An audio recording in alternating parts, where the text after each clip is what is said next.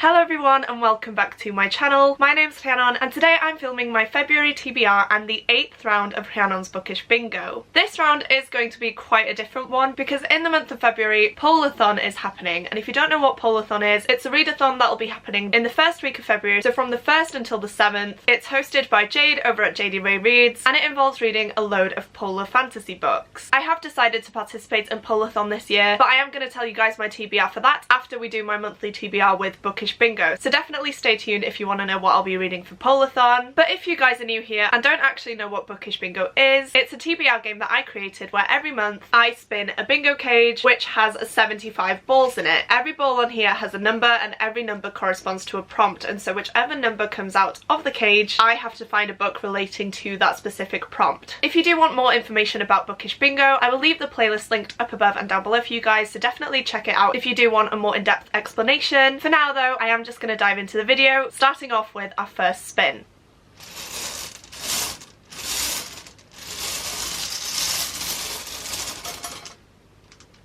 First up, we have number 1. So the first spin gave us number 1, and number 1 is not on the bingo board. I feel like that is quite a popular number. It has seemed to have popped up a few times. I promise this isn't rigged or anything. It's pretty much impossible for this to be rigged, but yeah, once again, we have number 1, and the prompt for that is TBR stars. When I first came up with that prompt, the plan was to have a selection of books written down in this pot, and I would make the pieces of paper in here into little origami stars. I still haven't done that. I don't know if I actually will, but for this prompt, I will be choosing a piece of paper out of here, and that will be the book that I read this month. I honestly can't remember what books I have in here, so I guess I'll just go ahead and choose one. I'm just gonna mix it a little bit and then I will show you guys the one that I've chosen. This one. So this is the book that I chose. I can't make out what it says on camera, but I will just check. Oh, okay, so this is Which Sign by Den Patrick, and I have it on my shelf, so I will just grab it. There we are. So this is what the first prompt of Bookish Bingo has given me. It's Which Sign by Dan Patrick, and it is the first book in a trilogy. If you saw my 2021 goals video, one of the goals was to finish some series that I'd already started and to not go on to new series. However, I can't argue with Bookish Bingo, so I'm going to have to read this in February. I honestly don't know what this book is about, so I will just read you the synopsis for this one, just because I'm a bit clueless and it would just make a lot more sense. So it says, it has been 75 years since the dragon's rule of fire and magic was ended. Out of the ashes, the Solmindra Empire was born. Since then, the tyrannical synod has worked his way to banish all manifestations of the arcane from existence. However, children are still born bearing the taint of the arcane, known to all as Witch Sign. Vigilance is sent out across the continent of Winterkveld to find and capture all those bearing the mark. No one knows when the vigilance of the synod will appear and enforce the Empire's laws, but today they're coming, and may gods help those who bear the sign of the witch. This sounds absolutely phenomenal. I cannot wait to dive into it. Also, the cover is just absolutely beautiful, and I'm not gonna lie to you guys, that is one of the reasons that I picked this up. I haven't really heard anything about this book. I don't know if people enjoy it or what, so it's definitely going to be a fun experience to dive into a new fantasy series, and the synopsis definitely intrigues me, so I'm very glad that this is the book that I chose.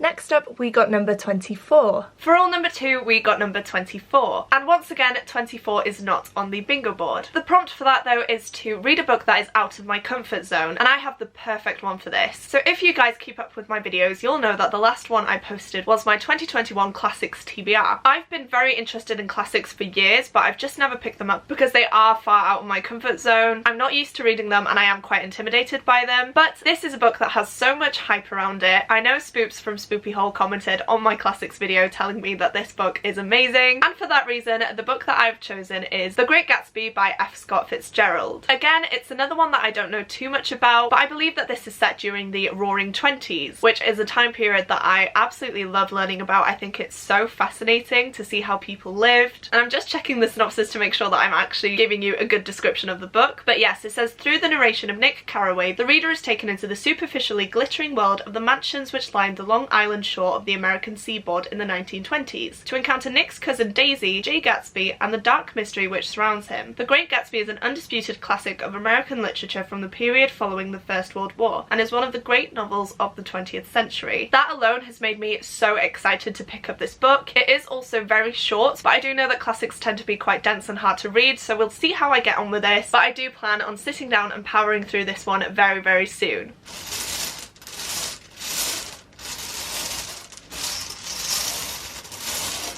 Next up is 40. The next spin gave us number 40, and once again number 40 is not on the bingo board. But the prompt for number 40 is to read a book that has an animal on the cover. This has kind of worked out perfectly for me because this is a book that I definitely wanted to read for Polathon this year, and on closer inspection I have realised that there is an animal on the cover, and so the book that I've chosen for this prompt is Even the Darkest Stars by Heather Fawcett. To be honest with you, I feel like it would be a crime not to read this book during Polathon because it is one of Jade from JD Ray Reid's favourite books. She's hyped it up so much, and I actually bought this after hearing about it on her channel, so definitely fitting that I'm reading it this month. And then just so you know that I'm not lying, it does have an animal on the cover there. I think it's a fox, but I can't quite tell, so please correct me if I'm wrong. Either way, it's an animal, it fits the prompt, so it counts. So in this one, we follow Casmin, who has always dreamed of becoming one of the Emperor's royal explorers, the elite climbers tasked with mapping the wintry mountainous empire and spying on its enemies. She knows that she could be the best of the best, but no one seems to be giving her a chance to prove herself. That is until the famous explorer River Shara turns up at her village and actually chooses Kamsin herself to join him for his next expedition. This is very unexpected though, because everyone in the village expected River to pick Casmin's older sister Lucia to accompany him on this expedition, and so Lucia decides to form her own expedition with a rival explorer. River's mission is actually to retrieve a talisman for the Emperor, and that means that he and Kamsin have to climb Raksha, the tallest and deadliest mountain in the Aryas. And it just says here, the challenges of climbing Raksha are unlike anything Kamsin expected or prepared for, with avalanches, ice chasms, ghosts and other dangers at every turn, and as dark secrets are revealed, Kamsin must unravel the truth about their mission and her companions while surviving the deadliest climb she has ever faced. So this sounds like it's going to be a very interesting survival story in a snowy setting, which I mean, what more could I want? It sounds absolutely amazing. I'm definitely going to pick this up soon, and honestly I just can't wait to get to this.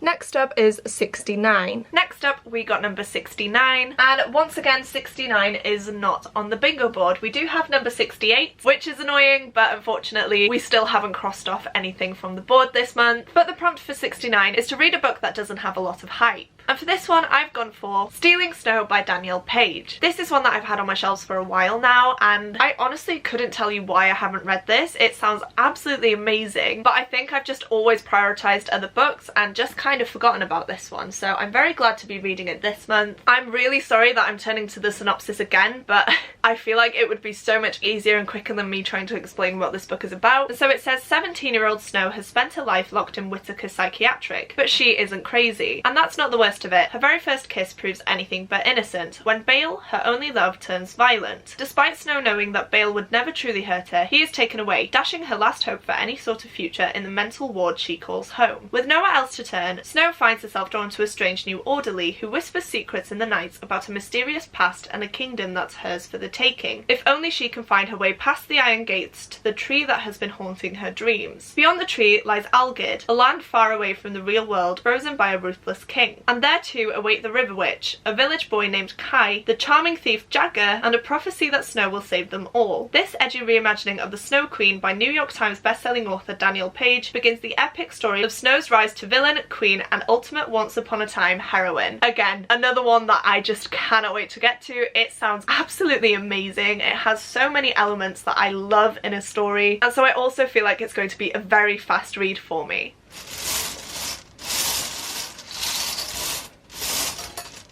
And then our final spin gave us number 33. And then lastly we got number 33, and I can't believe it guys, but 33 is not on the bingo board. We do have number 32, but sadly we don't get to cross off anything this month, but hopefully next month will be a good one and we can cross off a few more numbers. But the last prompt for February's Bookish Bingo is to read a new release, and for this one we have a book that I'm so excited about, and that is These Violent Delights by Chloe Gong, and this is the stunning Fairy Loot edition, which has pink sprayed edges. Everything about this book just hooks me in straight away. I believe this is a 1920s Romeo and Juliet retelling in Shanghai, where there's actually a blood feud between two of the gangs there. I do give you guys a full synopsis of this book in my Fairy Loot unboxing, which I will leave up above and down below for you guys. So if you want more information and more of an in-depth look on this edition, then please check that out. But to be honest, I know all I need to know about this book. I don't really want to read the synopsis again because I do want to dive into it not really expecting anything, and I've just heard so many amazing things about this this story that I cannot wait to dive in. So these are the books that Bookish Bingo has chosen for me this month. I can honestly say that I'm extremely excited to get to each and every one of these. They all sound like stories I'm going to absolutely love, and I just cannot wait to start reading them. But we're not actually done there. Like I said at the beginning of this video, I am also participating in Polathon this month. It's quite a last minute decision actually. I wasn't really planning on participating in a readathon this month just because I have quite a few things going on, but I have serious FOMO from seeing everything on Twitter and I just want to be a part of it so badly. I'm not going to go into too much detail about Polathon itself because Jade has made an announcement video which I will leave linked down below for you guys. I'm sure you've seen it already, but if you haven't then please check it out. But this round of Polathon is actually set up into teams, and the team that I've chosen to join is actually Team Arctic Fox. I do want to give a quick side note. I didn't choose the team for any particular booktuber. I purely looked at the list of prompts for each team and I went with the ones that best suited me and the ones I knew that I had books on my TBR that could fit into those prompts, just so that I didn't have to buy any new books or anything like that.